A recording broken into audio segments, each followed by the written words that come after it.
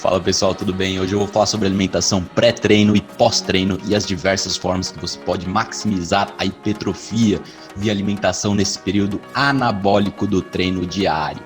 Quais nutrientes são mais importantes de serem consumidos nesse horário? A chamada janela de oportunidade.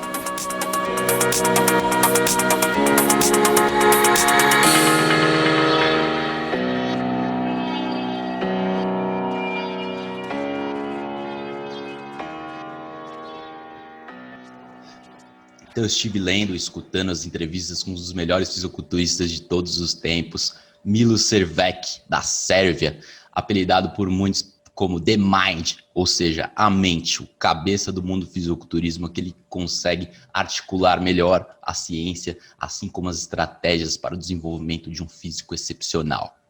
Milos Sarcev foi absolutamente incrível e intrigante, e eu realmente acho que você vai gostar do vídeo de hoje, porque a alimentação pré-treino, durante e pós-treino é muito importante, principalmente para quem treina duro. Deste modo, eu pretendo discutir sua abordagem de nutrição pré, durante e pós-treino, porque entre fisiculturistas é o verdadeiro especialista, esse cara, das maneiras que você pode maximizar a recuperação, todos os nutrientes, suplementos, como manter o anabolismo e treinar com nutrientes específicos na sua corrente sanguínea para otimizar os resultados. Então eu já vou ressaltar que essa estratégia específica se aplica àqueles que treinam bastante, né, mais de 1h30 por dia, não vai servir exatamente para aqueles que são iniciantes, que puxam pouco peso, treinam, digamos, aí menos de 40 minutos por dia. Nesse caso, a adequação do teor proteico total da dieta pode ser o único fator realmente importante. Então lembre-se disso, se você treina pouco, o mais importante é ajustar a proteína, caso contrário, você não precisa das estratégias que eu vou te passar, você precisa treinar mais. Então, sem necessidade de muitos suplementos, nesse caso, porque a reposição energética, dieta adequada e proteína adequada é o suficiente para quem treina pouco. Agora, para quem quer se superar, para quem quer desenvolver estratégias, então muitas das suas estratégias são baseadas na hiperemia, que na verdade é o ponto central, é a chave do anabolismo. A hiperemia é um aumento da quantidade do sangue circulante em um determinado local, ocasionado, obviamente, pela dilatação arterial e pelo número de vasos sanguíneos funcionais. Ou seja, aumento do fluxo sanguíneo no músculo para gerar aquele pump da hipertrofia muscular.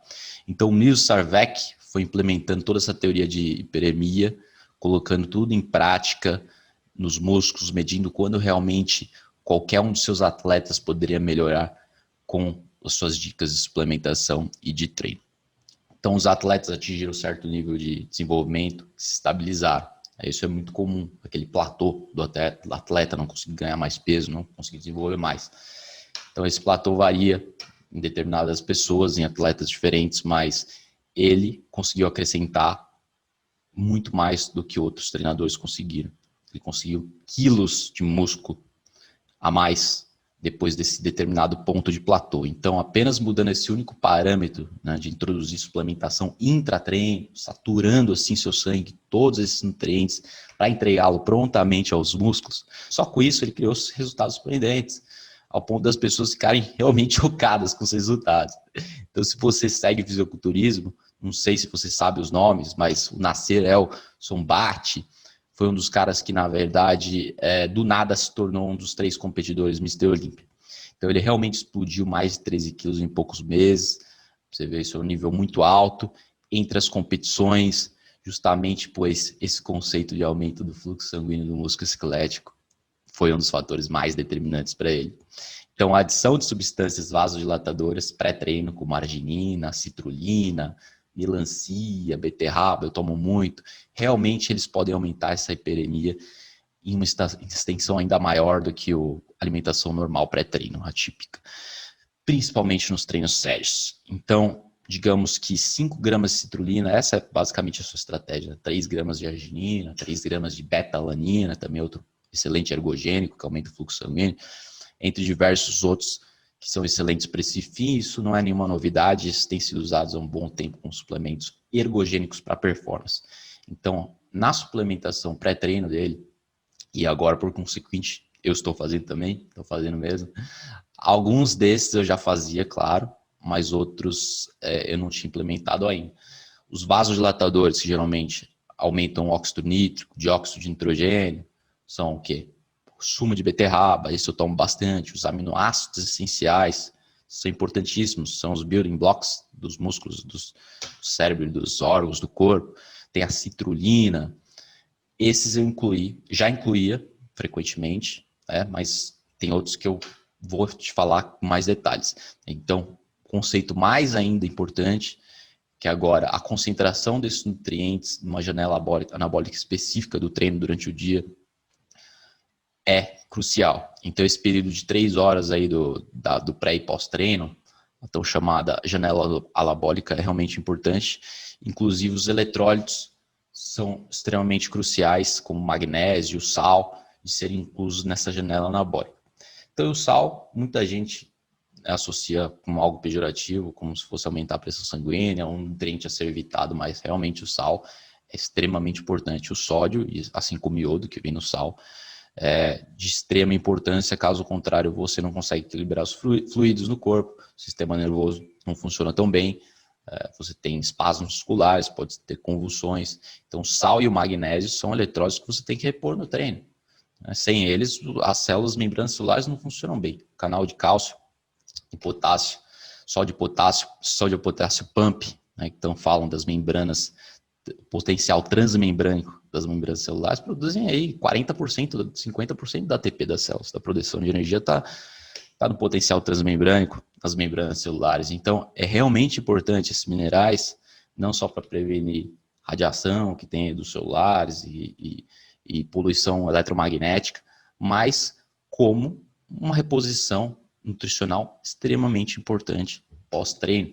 Importante na janela anabólica também são os benefícios da osmolaridade e no esvaziamento gástrico dos polímeros de glicose de alto peso molecular, ou mesmo a destrose. Então tem a maltodextrina, que é a destrose, e muitos dos profissionais estão consumindo aí 50 a 75 gramas de carboidrato intratreino, na forma de destrose simples, que é um monossacarídeo de fácil digestão, ou mesmo uma formulação que inclua glicose e frutose, contanto que não passe de 25% da fórmula em frutose. Isso tudo parece funcionar muito bem para esses atletas de alto nível. E eu, como consequência, passei a incluir 30 gramas de glicose durante o treino, somado à glicose de ida, antes e no pós-treino. Então, tem antes, no meio, durante e depois. No meu caso, totaliza aí 150, 220 gramas de carboidratos por dia no momento. Basicamente, é compatível ao que eu estou treinando e minha meta de composição corporal. Mas o que eu vejo é muita gente incluir carboidrato demais e por isso estão acima do peso, por isso estão gordos e assim, com aspecto forte, porém gordos, né? O que não é ideal para a saúde. A inflamação está alta. Então, você quer reduzir a glicemia ao máximo, você quer aumentar a glicemia durante o treino, mas a glicemia deve se manter controlada ao longo do dia para você não gerar o excesso de radicais livres e inflamação que vai te envelhecer, entendeu?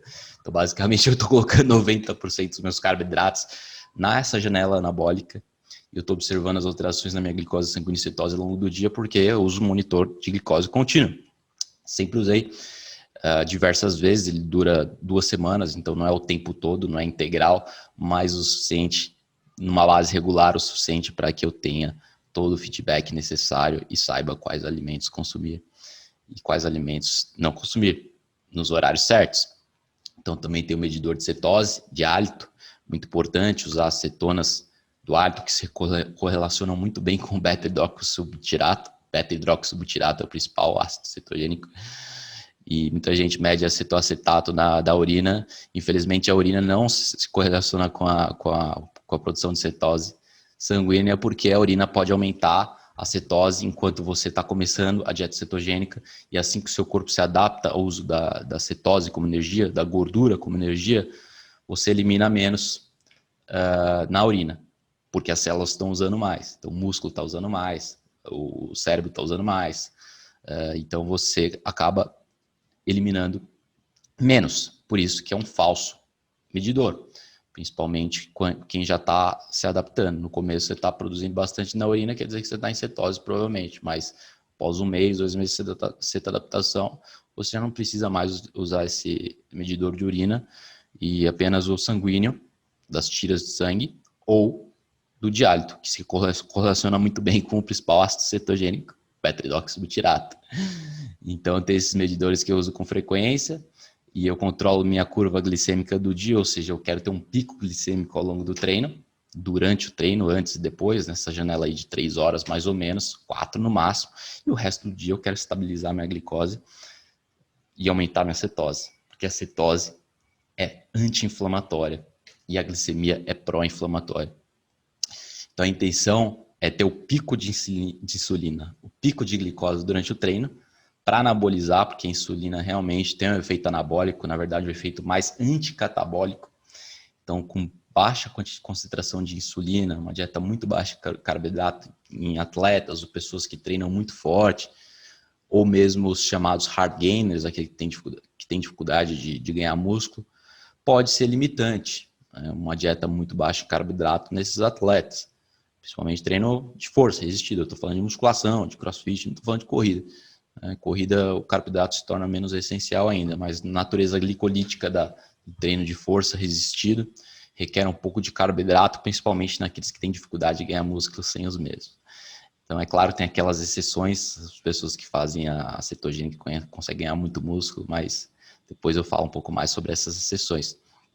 Mas para a maioria das pessoas que quer alcançar qualquer carboidrato durante o treino para conseguir uma glicose elevada, então se eu tomar um monômero monossacarídeo com uma destrose, por exemplo, a maltodextrina, ela não precisa ser quebrada, é um carboidrato simples, não complexo, então de alta absorção e rápida absorção. Você toma, em 3 minutos ele vai aparecer na sua corrente sanguínea depois de você tomá-lo. Então você vai atingir uma glicose alta durante o treino, esse é o ideal para você almejar, e a intenção é entregar essa glicose para torná-la mais disponível, mais prontamente possível quanto antes.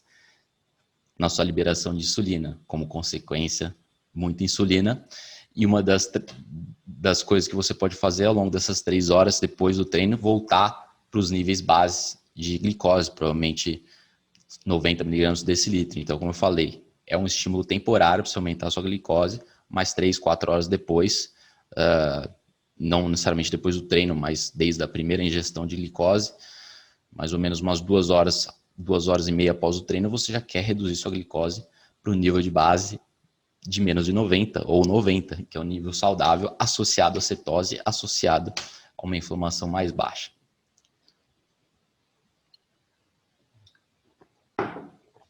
Então eu já medi muito minha glicose ao longo da vida. Se o treino for vigoroso o suficiente, sempre baixa. Mesmo após a ingestão de carboidratos, 50, 60, 70 gramas de carboidrato, o treino vigoroso sempre baixa a minha glicose. Por isso que eu, com segurança, consigo incluir essa glicose e voltar a um estado de cetose o quanto antes. Então, note, portanto, que é uma ingestão pontual, bem pontual, esse horário específico do dia, do treinamento. E assim o campeão, o Miroslav da Sérvia, realmente não enxerga benefícios nesses carboidratos caros da moda, porque, novamente, o que você deseja é obter o pó de carboidrato, que é a glicose elevada na hora do treino. Você vai obtê-lo com a destrose simples e barata, não precisa de nada complexo, não. Estou usando também o sumo de beterraba, que é incrível, porque aumenta o fluxo sanguíneo. E se eu posso fazer essa mistura aí de destrose, mel e sumo de beterraba, pré, durante e pós-treino. Pós-treino eu incluo um carboidrato complexo de alto glicêmico, mas como um arroz, uma batata. Claro que se eu colocar uma batata antes do treino ou durante o treino, não vai dar certo. Então, antes do treino tem que ser algo de fácil digestão, como a destrose, mel, sumo de beterraba. E no pós-treino você pode colocar um carboidrato complexo, mas de preferência de alto glicêmico, para dar o spike na insulina, esse pico de insulina que você quer, para aumentar o anabolismo. Você pode se sentir um pouco inchado, inicialmente, quando você coloca a destrose, mas ao longo do treino, isso quer dizer, mais o corpo se equilibra, em menos de 5 minutos já está normal, com certeza. Então, a ideia do campeão é colocar 10 a 15 gramas de aminoácidos essenciais, são fantásticos. Pode fortificar com mais 5 gramas extras de leucina, adicionar mais 10 gramas de glutamina e 5 a 10 gramas de creatina. Pode ser 5 gramas antes e 5 depois do treino. Ou 10 antes, 10 depois do treino. Eu costumo usar tanta creatina assim. Eu acho que o corpo não absorve, os estudos vão e voltam sobre essa questão, mas realmente 5 gramas de creatina tem muitos resultados, muito respaldo na literatura, e dependendo do atleta, 5 gramas de citrulina também, porque a citrulina é um vasodilatador incrível, e 3 gramas de arginina, que também aumenta NO2 e óxido nítrico, assim como a betanina, 2 a 3 gramas mais ou menos de betanina. Também temos a L-carnitina, que é um termogênico, que melhora a queima de gordura, faz você utilizar essa gordura, principalmente gorduras de cadeia longa. Então, auxilia o corpo a queimar gordura com energia, melhora a ATP, produção de energia das mitocôndrias. A L-carnitina. Então, a L-carnitina é fantástica. Junta tudo isso, inclui mais os eletrólitos, né, uma forma líquida, você bota tudo isso em meio litro de água, junta com os eletrólitos que são sal do Himalaia, mais o magnésio, e toma tudo isso 30, 40 minutos antes do treino, tá certo? Bem fácil, bem simples. Aí em seguida, durante o treino, né, um batido intratreino de também mais 5, 10, mais 10, 15 gramas de aminoácidos essenciais. Os aminoácidos essenciais eu já vou explicar para vocês, pessoal. Mas a intenção é treinar com proteínas antes, durante e depois. Só que as proteínas têm que ser de alta assimilação e absorção e fácil digestão. Por isso que os aminoácidos essenciais encaixam com uma luva perfeitamente. Então esse é o seu conselho do grande Milo, o atleta sérvico da Sérvia. Qualquer ouvinte quer criar um estado hiperanabólico no corpo, criar um anabolismo durante o treinamento, sim, vai conseguir através dessa estratégia, além do óbvio, que é claro, inclui pelo menos 1,5 a 2 gramas de proteína por quilograma de peso. Então, para quem não sabe, 1,5 a 2 gramas de proteína por quilograma de peso. Faça as contas, se você pesa 80 quilos, isso seria em torno de 150 gramas de proteína. Se você treina muito, seria isso, 150, 160 gramas de proteína. Se você está treinando pouco, daí pode ficar mais próximo de 1,5 do que 2,0. Entendeu? Então faça o cálculo e veja qual é a quantidade ideal para o seu peso. Porque os estudos com as proteínas mostram que a otimização anabólica vem com 1,8. Às vezes, alguns estudos mostram 2,0, mas geralmente alcançam nesse limite. Os estudos são feitos muitas vezes com atletas amadores, outras vezes com atletas profissionais, por isso que esse valor aí varia um pouco. Muitos estudos dizendo que 1,6 é o máximo, você não precisa de mais que isso, mas são estudos com atletas amadores, e é claro que pode ter uma vantagem a mais, principalmente ainda mais somada à questão calórica de você colocar 2,0 gramas por quilograma de peso de proteína. Então, não tem segredo, é só você almejar isso. Para mim, não tenho dúvida de que o aminoácido essencial, de longe, é uma das formulações mais superiores, uma das melhores, é a fórmula patenteada por Ben Greenfield e o doutor da proteína, que realmente é uma fórmula excelente, 99% de assimilação. O doutor da proteína é o Dr. Minkoff, americano, um cara, um coroa sarado que treina que nem um louco e criou essa fórmula específica patenteada para você ter 99% de assimilação. Provavelmente você não vai alcançar com os suplementos de aminoácidos essenciais que vendem no Brasil esse nível de assimilação de 99%. Mas ainda assim vale a pena.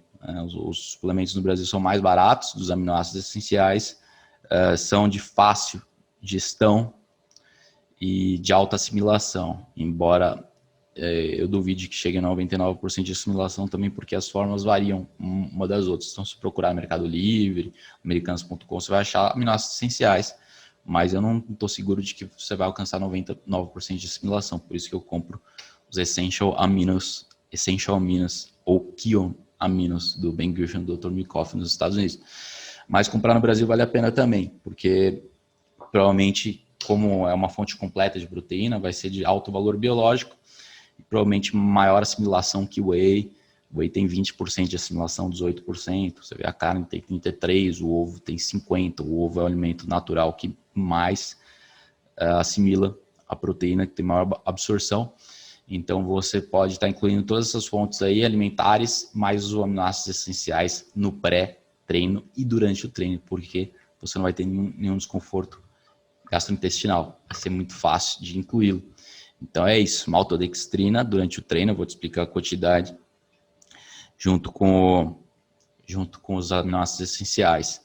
E ainda, você pode incluir, claro, os aminoácidos essenciais são muito melhores que o BCA, mas você pode incluir o BCA, porque o BCA rico em leucina, BCA são 3 aminoácidos, mas o mais importante de todos o BCA é a leucina. Se você puder achar um BCA mais rico em leucina, que é o que eu tomo, melhor ainda. O meu tem o dobro de leucina que os outros, que a vanila e a isoleucina. Então, é uma fonte superior de BCA que eu tomo. Eu incluo em diversas refeições, que eu estou fazendo as 5 refeições por dia para consumir proteína suficiente ao longo do dia. E não precisaria ser 5 refeições, mas para mim é o que está funcionando. Então, o BCA junto com os aminoácidos essenciais otimiza o anabolismo. Sem os aminoácidos essenciais não vai fazer nada, porque a leucina sem os aminoácidos essenciais, pode ser da comida ou do suplemento, não vai causar o impacto anabólico que causaria caso numa situação normal com esses aminoácidos. Portanto, o que você quer fazer é fornecer apenas isoleucina, leucina, junto com os aminoácidos essenciais. Certo, pessoal? Ficou bem claro esse ponto. Muito importante.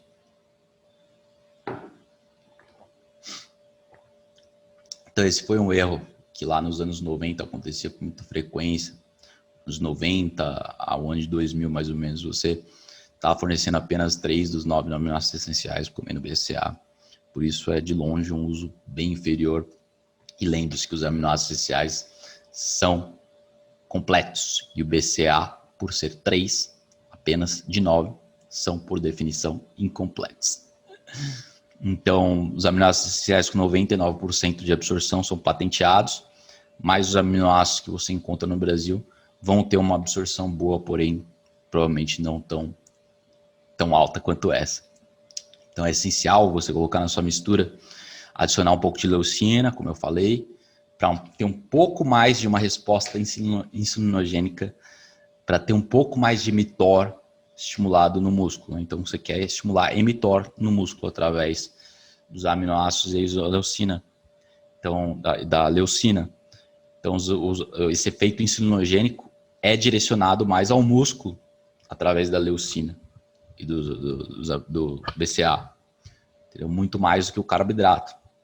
O carboidrato já não é tão direcionado para o mTOR do músculo quanto a leucina, que é mais exclusiva nesse sentido. Por isso que funciona muito bem uma dieta low carb, alta em proteína e alta em leucina, em termos de ganho muscular. Só que, como eu falei, muitas pessoas precisam, a maioria precisam de carboidratos na janela anabólica para otimizar o anabolismo.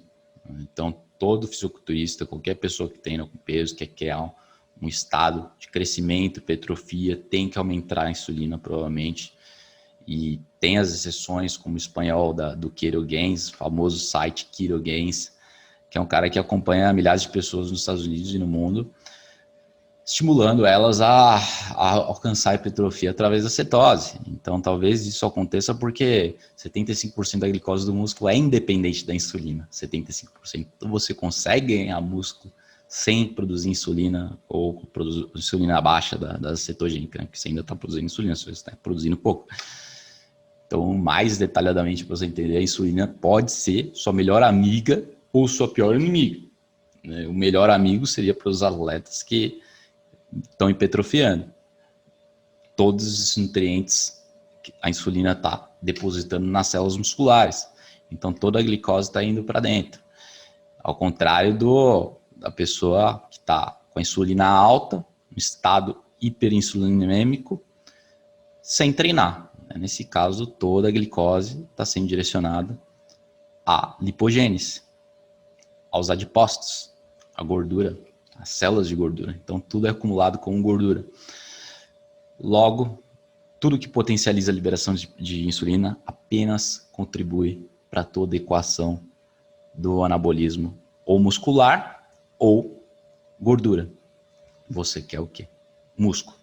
Então, 75% da glicose do músculo independe da insulina, mas do que depende vai ser estimulado por esse hormônio, pelo carboidrato.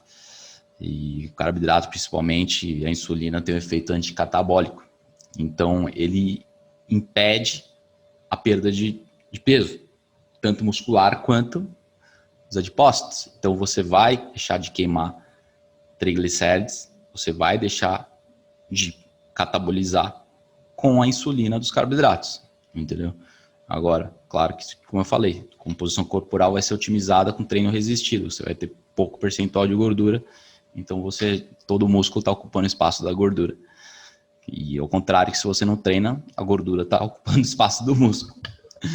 Então isso é física, ou você tem músculo ou você tem gordura, não pode ter outra coisa. Então é muito importante você ter esse pico de glicose durante o treino, e passou mais ou menos 2 horas e meia depois do treino, volta para a linha de base, volta a glicose estabilizada, baixa, para você se manter num estado de controle glicêmico durante a maior parte do dia. Então, durante ou antes do treino, você pode consumir os eletrólitos, como eu falei, vamos recapitular tudo, com aminoácidos essenciais, pode colocar creatina, glutamina no mix, como eu disse antes, misturar tudo na água, colocar um pouco de leucina extra, quantidade de glicose você ajusta com base na quantidade e na intensidade do seu treino, ambos. Por exemplo, se você treinar muito, umas 40, 50 gramas de maltodextrina pode funcionar bem durante o treino. Pode ser adequado. Se o treino não é tão pesado, talvez umas 20 gramas, ou mesmo nada. Se você já está tomando um pré-treino e o seu treino realmente não é pesado, você não precisa de incluir glicose intra-treino. Então, atualmente, eu particularmente tomo 20 gramas de mel pré-treino, no shake batido com uma banana, geralmente uma banana de porte médio, isso aí uns 40 minutos antes do treino, com os minerais e tudo mais, né, todos os eletrólitos, e totalizo aí 30 gramas de maltodextrina durante o treino. Acho que mais que isso não vai estar gerando excesso de gordura ao invés de músculo, porque chega um ponto que adicionar mais não acrescenta mais nada, entendeu? Cada um tem um ponto específico, você tem que achar o ponto de equilíbrio. Para mim tá dando certo, né? Uns 40 gramas de carboidrato pré-treino, 40, 50 gramas, aí 30 de maltodextrina depois de 20 minutos de treino, e mais o arroz e a batata no pós. Então, para mim, isso está funcionando ótimo. Como eu falei, totalizando aí uns 150, 220 gramas de carboidrato por dia. Mas isso é altamente dependente da genética e a intensidade do treino, como eu falei. Portanto, essa é a minha janela anabólica. Só como carboidrato nesse período do dia, praticamente, tirando exceções aí de finais de semana, dias que eu como carboidratos em refeições especiais, né, em ocasiões especiais. E a leucina, como eu falei, durante e pós-treino, você pode incluí-la, 5 gramas, que é o BCA, né, um BCA rico em leucina, mas além disso eu estou consumindo a leucina nas outras refeições do dia. Então eu estou consumindo umas 4 refeições por leucina. 5 refeições de proteína por dia, 4 delas eu incluo leucina, para realmente não ficar estufado demais, né? Eu poderia talvez incluir um pouco mais de proteína natural, mas eu ficaria realmente estufado de tanta proteína. A leucina é um pozinho que desce, que é uma maravilha. Então, realmente eu almejo para 1,8, 2 gramas de proteína por dia, está funcionando muito bem para mim. Treinamento anabólico ajustado para essa fase é muito, muito útil. E minha dieta de 24 horas se mantém estabilizada, glicemia, cetose, só nessa fase mesmo que eu saio da cetose. Portanto, a maior parte do dia a fase é de queima de gordura, não é anabólica, que é o oposto da fase anabólica. Provavelmente a primeira coisa pela manhã que eu faço com o estômago vazio, no jejum, é um cardio de 10 a 15 minutos. Então, essa fase autofágica de renovação celular, queima de gordura, eu estou fazendo 14 horas de jejum por dia. Então, nesse jejum, eu estou fazendo um pouquinho de aeróbio. E só quando chega na hora do treino que eu como carboidrato. Então, a refeição seguida, então eu tenho uma refeição, meu café da manhã atrasado, lembrando que são 5 refeições por dia que eu estou fazendo, e só no pré-treino que eu incluo carboidrato, para manter o corpo, para proporcionar a energia necessária para, digamos, 3 ou até horas após a refeição, né? Porque eu consumo muitas calorias, então realmente eu preciso dessas calorias ao longo do dia. Se eu consumir 3 refeições, dificilmente eu vou atingir esse estado de 3.000 calorias por dia, que é o meu consumo calórico atual. Eu vejo que algumas pessoas ingerindo tudo isso em 3 refeições por dia. Eu acho para mim um pouco nauseante. Eu teria que me esforçar demais, comer muito, seria algo um tanto não natural, artificial, né? Comer mais de 1.000 calorias em uma refeição e teria que achar formas de estimular meu paladar. Para mim é mais fácil separar em 5 refeições. Então é algo bem pessoal mesmo. Você vê Dr. Mercola, Ben Griffith, conseguindo ingerir tudo isso em 3 calorias, mas são opções, são escolhas pessoais. Estou totalizando aí 160 gramas de proteína por dia, portanto, com 3.000 calorias a 3.500. Dessa forma, essas refeições de manutenção estão apenas de acordo com a minha necessidade calórica para não perder e não ganhar gordura, para manter o corpo que eu quero, o peso que eu quero. Então, carboidrato, poucas vezes ao dia. No caso, eu mantenho 8% de gordura corporal, poderia ser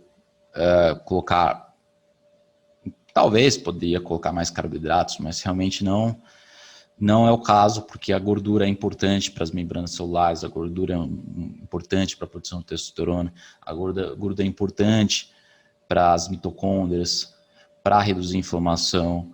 Então, há diversas funções da gordura, os neurônios, as membranas, tanto mitocondriais quanto celulares. Então, tem funções muito estruturais também, as gorduras, influenciam enzimas e hormônios, e sem elas, cara, saúde definha. Por isso que o carboidrato ele só deve suprir ao que você precisa, o mínimo, mas sem substituir as gorduras. Se você subir carboidrato para 300, 400 gramas por dia, vai fazer uma dieta baixa em gordura, vai ser até mais difícil você manter o peso, mas mesmo que você mantenha, você vai estar reduzindo demais seu HDL. Você vai estar privando da gordura essencial. Que a gordura aumenta HDL, e o HDL é o colesterol bom, que vai remover o colesterol ruim das artérias. Então, basicamente, todo esse colesterol seria depositado nas suas artérias, colesterol oxidado, se não fosse pelo HDL. Colesterol bom. E, novamente, quando chega a refeição mais anabólica pré-treino, eu também incluo, para dar o pico de insulina, eu incluo baixa gordura, porque a gordura traz um pouco a absorção do carboidrato, o pico da glicêmico, pico do açúcar no sangue. Então eu deixo as gorduras para as refeições longe do treino. São outras gorduras que eu consumo, todo mundo sabe já: óleo de coco, azeite, manteiga e óleo TCM, né? Baixíssimo em gorduras poliinsaturadas, que são extremamente prejudiciais. Então eu começo a liberar carboidrato aí no pré-treino para saturar meu sangue com os mesmos. Então, uns 20 minutos após o início do treino, como eu falei, já coloco a bebida aí do mix de maltodextrina com mel e mais leucina, glutamina, creatina, citrulina, tudo isso eu coloco no pré e no pós. Então, estou saturando meu sangue com esses nutrientes da máxima maneira possível. Então, aí está o segredo. Meu sangue está saturado de glicose durante esse período de 3 ou 4 horas seguidas do dia. Mantenha tudo anabolizando ao máximo. Essa dica é muito importante. Tem também os suplementos de cetose. Entrando em outra classe de suplementos, o suplemento de cetose é fenomenal porque vem sido testado como ergogênico, principalmente para atletas de exercício aeróbico, mas os estudos estão surgindo para todas as modalidades de exercício, porque realmente poupa a glicose, tem o efeito de poupar a glicose muscular. Então, poupa o glicogênio muscular significa que não vai esvaziar suas reservas de glicogênio que são necessárias para a performance durante o treino. Se você esgotar suas reservas de glicogênio, a performance cai. Então, a cetose ajuda a manter a glicose muscular elevada, portanto, adicionar algumas cetonas exógenas pré e intratreino pode fazer muito sentido para melhorar esse plano aí, só que, como eu falei, tem muita coisa já que eu passei para vocês, muitos suplementos incríveis, e realmente você incluir todos esses aminoácidos essenciais, esses blood boosting supplements, suplementos que aumentam o fluxo sanguíneo, esse é o fator mais importante. Se você colocar ainda a cetose, o suplemento de cetose pode ser o seu éster de cetose, que é mais caro, mais eficiente, pode ser sais de cetose ou pode ser o óleo TCM. O óleo TCM, principalmente o caprílico, tem 8 átomos de carbono na sua estrutura. O óleo caprílico é o óleo do Bulletproof. Então, quando você procurar o TCM, procure óleo caprílico. Eu estou tomando 2 colheres por dia. Eu poderia comer mais. Tem gente que consome 6 colheres por dia. Se você treina bastante, você pode, porque é uma fonte de energia superior à glicose. Produz menos radicais livres. Então, para quem tem um consumo calórico alto, para todo mundo, na verdade, mas para quem tem consumo calórico alto, o TCM é uma excelente fonte de gordura para você adicionar colheres extras às suas refeições. Então, eu adiciono TCM pré-treino também. Aliás, vários horários do dia eu incluo TCM. Na verdade, no pré-treino eu não estou colocando muita gordura para ter um maior pico de glicose. Mas qualquer suplemento de cetose vai ajudar na poupança do glicogênio muscular, portanto, melhorar a performance, provavelmente. Então é isso, muitos nutrientes incríveis, suplementos incríveis, salva sempre aqueles que têm pouco peso, para aqueles que treinam pouco peso ou treinam pouco, ou treinam menos de 40 minutos por dia, infrequentemente, todos esses aí não precisam se preocupar muito com a alimentação intra-treino e nem mesmo tanto no pré quanto pós-treino, basta você otimizar a quantidade de proteína que você come por dia, é tudo que você precisa. Né? Começa a ficar mais fancy, mais detalhado, mais crucial otimizar a janela anabólica quando você realmente treina forte. Quando você não treina forte, come 1,5 gramas de proteína, calorias suficientes e acabou. Entendeu? Você pode até colocar um pouco de creatina no pré-treino, que vai ajudar também, mas não precisa se entupir de suplemento. Tem um cara chamado Alan Aragon, né, que forma esse argumento todo de que a recomendação de aumentar a insulina pós-treino é um tanto trivial, com base no fato que se você já fez uma refeição pré-treino, então se você fez aí, se você come 3 ou 4 refeições por dia, inclui proteína, isso aí já vai ser suficiente e toda a insulina extra produzida é irrelevante, visto que seus níveis de insulina já vão permanecer elevados por conta desse pré-treino. Então é um pré ou um pós-treino já vai ser suficiente para quem treina pouco, mas aí que está a questão, para quem treina pouco. Então a sua teoria, seu argumento é refletido em vários estudos, por isso que isso um pouco que confunde a mente das pessoas. Eles falam, por que eu comer um pré-treino durante o pós, sendo que estudos mostram que basta já é suficiente. Mas é verdade, realmente é suficiente para aqueles que treinam relativamente pouco, né? Um nível de atletismo mais elevado, o requerimento anabólico é maior. Portanto, a priorização de uma refeição pós-treino à base de carboidratos e proteína torna-se bastante importante naqueles que treinam mais e menos importante naqueles que treinam menos.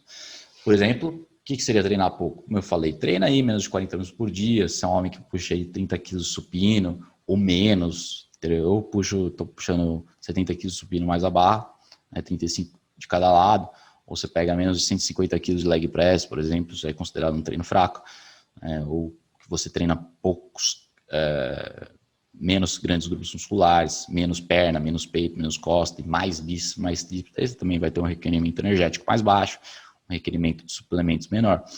Agora, se você treina bastante, supino, barra, como eu faço 6 exercícios de costas, no meu dia de costas, faço 5 exercícios e meio de peito, 8 de perna, daí realmente o treino começa a ficar mais interessante, o efeito mais preponderante. Se você precisar de 150 gramas de 1,5 gramas de proteína já é suficiente para quem treina pouco.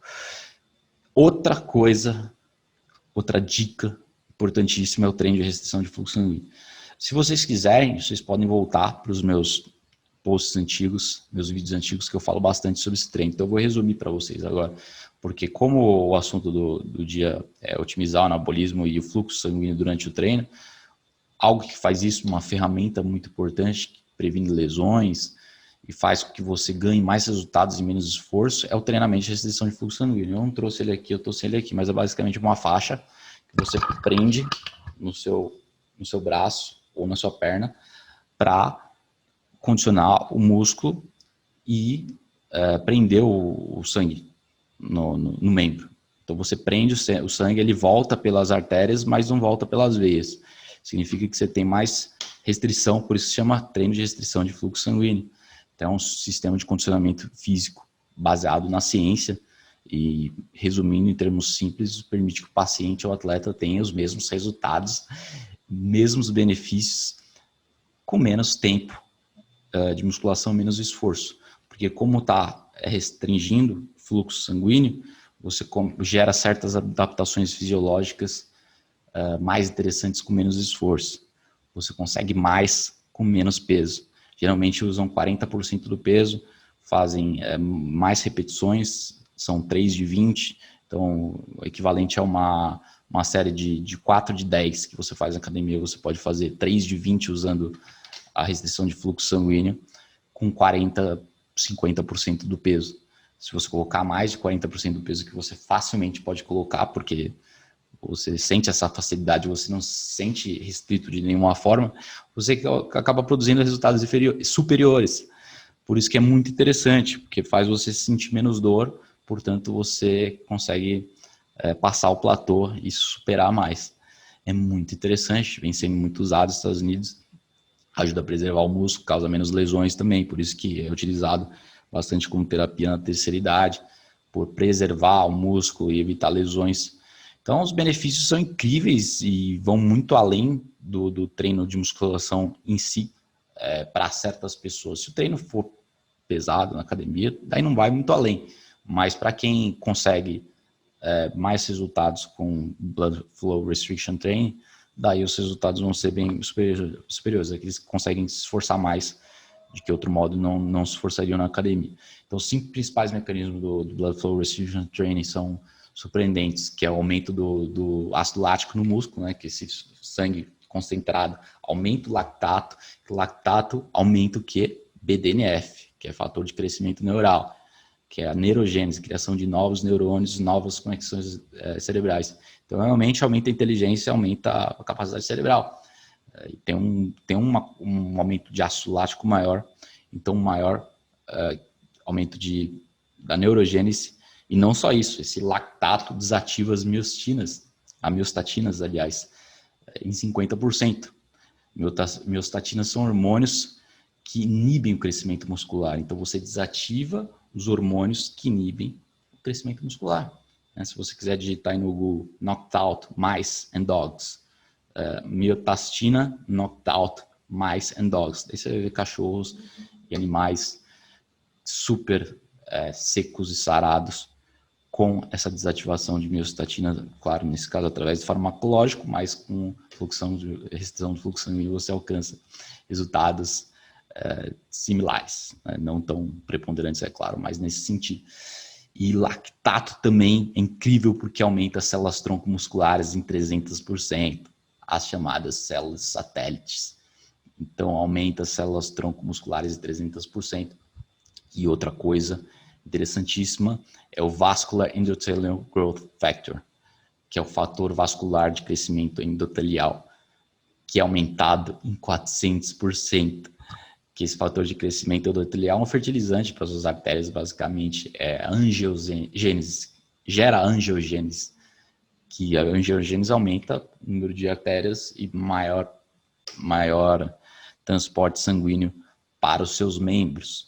E isso tem várias repercussões positivas para a saúde, aumenta os leucócitos, né, série branca, tem um efeito também pró-inflamatório mais rápido, que quando você faz exercício, a intenção é romper as fibras musculares, é causar inflamação, danificar o músculo o quanto antes. Então você acelera o efeito inflamatório dos exercícios através da restrição do fluxo sanguíneo. Então essa é outra adaptação favorável que acelera a recuperação muscular. Então, como eu falei, o sangue sai dos membros pelas artérias, não pelas veias, o que aumenta o acúmulo de oxigênio e lactato no músculo, podendo usar, assim, como eu falei, 40% a 50% do peso nessas repetições aí, 20 repetições de 30 para cada exercício, mais ou menos. Eu faço, assim, 20% do meu treino total, eu faço restrição de fluxo sanguíneo. São as faixas, né? Mas os atletas de elite, alguns usam, outros não usam. Então é uma coisa bem pessoal. Mas, na minha opinião, certamente vale a pena, né? Especialmente em alguns casos específicos. Então é isso, pessoal. Todos os nutrientes para aumentar o NO2, fluxo sanguíneo, citrulina, creatina, betanina, L-carnitina, etc. Então vai que vai. Até a próxima. Abraço.